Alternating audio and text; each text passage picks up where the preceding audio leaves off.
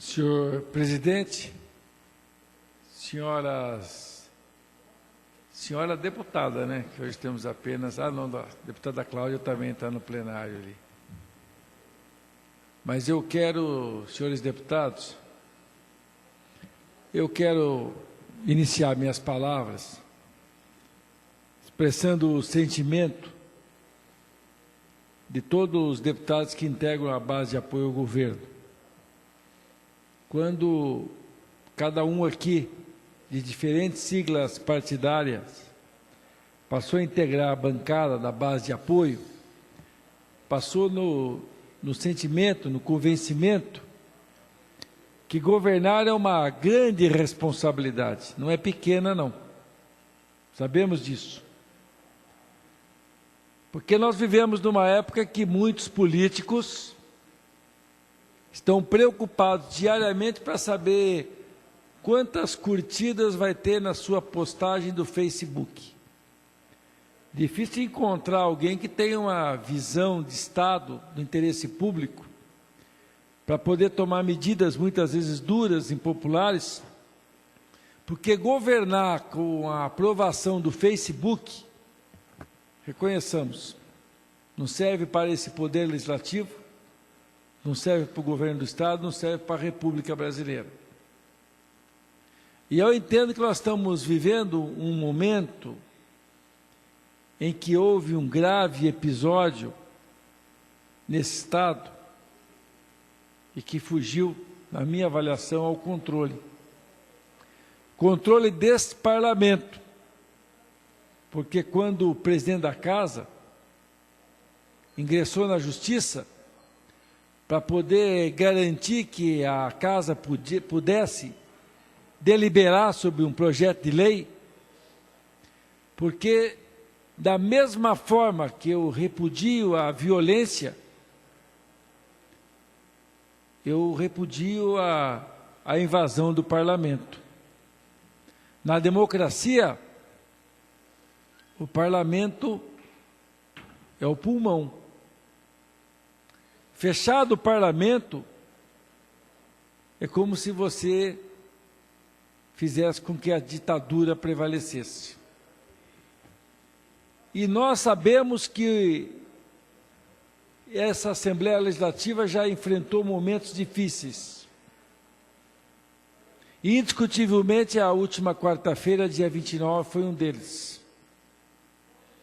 Onde, aqui, nós clamamos para que esse momento, esse dia de votação, pudesse acontecer em paz e não com violência. De um lado, é claro, não dá para criminalizar os policiais pela sua conduta, e muito menos de criminalizar a ação dos manifestantes, majoritariamente de professores, alunos e servidores públicos, contrário à aprovação do projeto. Houve tentativa de invasão da Assembleia de novo? Sim, houve. Houve como já tinha havido no episódio do dia 12 de fevereiro, ou no dia 10, ou no dia 9 de fevereiro, melhor dizendo. Mas, novamente, houve a tentativa.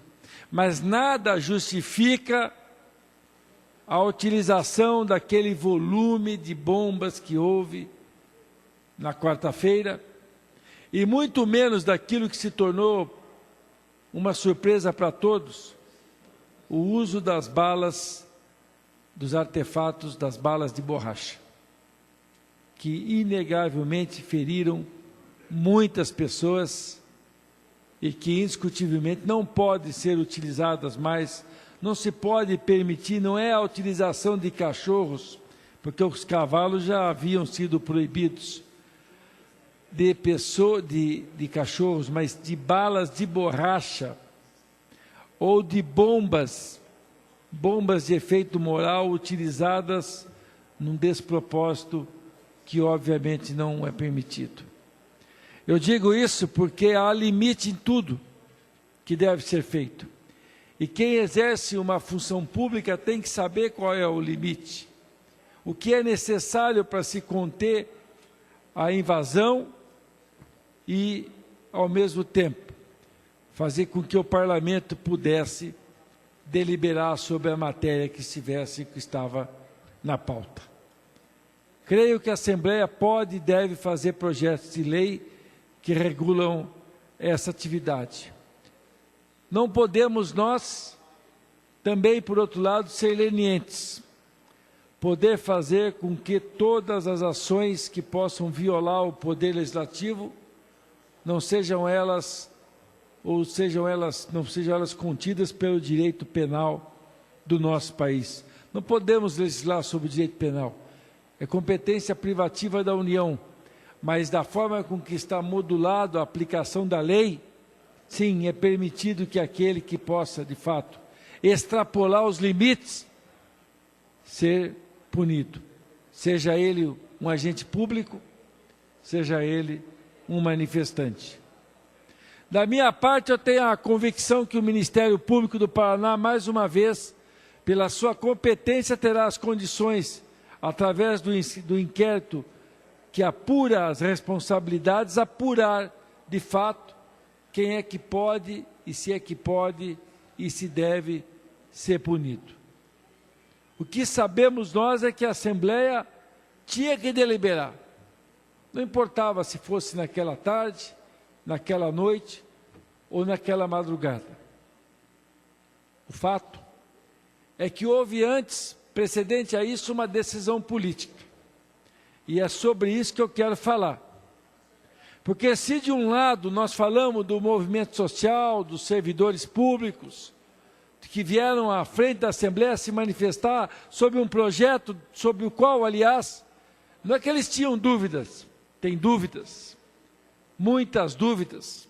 Muitos foram enganados por aqueles que mentiram de forma deliberada para os servidores, que disseram que os servidores iam perder a sua aposentadoria, ou que iam reduzir o valor das suas aposentadorias, e esqueceram de dizer que o Fundo Previdenciário, em 2012, antes de ser votada a Lei 17.435, o Fundo Previdenciário do Paraná tinha uma solvência só de 8 anos. E quando se artificialmente tirou massa salarial, e se tirou quem?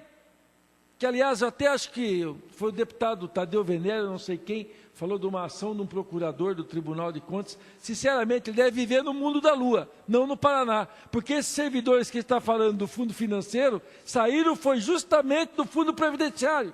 E quem era inativo não contribuiu para o fundo, não contribuiu porque o Paraná, desde 2013, não respeitou o que determina a Constituição Federal, que o inativo tem que pagar a contribuição. Aí está um dos rombos do fundo previdenciário. Sinceramente, eu nunca vi uma tentativa de se poder, de fato, enganar tantas pessoas. Mas quando eu falo e vejo que, obviamente, meu tempo aqui está quase esgotado, o fato concreto é o seguinte: não houve aqui uma discussão. Por que a suspensão, houve uma suspensão da negociação com o Fórum das Entidades Sindicais, com a PP Sindicato? Todos se lembram, no dia 8 de abril, a professora Marley Fernandes foi àquela tribuna e encaminhou favoravelmente o projeto, fazendo as ressalvas das emendas que o Fórum pretendia ter, como fez também a presidente do Sindicato de Saúde, Elaine Rodella, daquela tribuna, dentro das notas taquigráficas, está na TV Sinal para quem quiser assistir a sessão do dia 8 da audiência pública. Ao término da sessão, depois de falas de representantes das universidades e outros mais, a sessão, de fato, caminhou para um outro patamar. Mas o que eu quero revelar a todos é que nós marcamos, e foram os senhores deputados e deputadas dessa casa convidados para uma audiência pública no dia seguinte ao feriado, dia 22 de abril, no plenarinho, às 9 horas. A reunião não começou às 9 horas. Por que não começou? Para concluir, deputado Romanelli. Por que não começou às 9 horas da manhã, começou às 15 para as 10? Porque a coordenação do fórum, reunida com a bancada de oposição, na liderança da oposição, fechou questão e decidiu: vamos ser contra o projeto. Foi isso o que aconteceu. Ao se discutir o tema do interesse público, o que houve de fato foi a politização de um debate. E eu quero fazer um alerta à sociedade, porque nós temos amanhã novamente a Assembleia da PP Sindicato.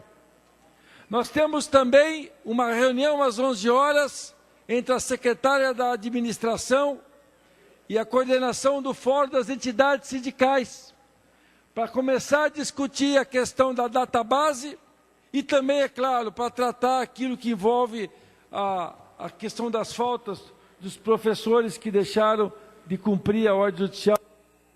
Para concluir, deputado Romanelli. De concluir, senhor presidente, dizer o seguinte, de deixá-lo de frequentar a sua escola como regular e, obviamente, pode ser um processo negociado. O que eu quero fazer é um apelo à bancada da oposição, deputado Maurício. Eu quero, Vossa Excelência, ficar mostrando o horário. Ao contrário, por favor, não vamos inflamar mais as coisas, vamos pensar no interesse público das nossas jovens nas escolas, para que possam ter aula e que o processo de negociação com os servidores siga o curso natural, para que esse Estado aqui possa sair da crise, desse enfrentamento desnecessário, porque a lição da violência todos nós aprendemos, mas da intolerância nós sabemos. Quem vai perder é a sociedade paranaense se insistir a oposição nesse caminho.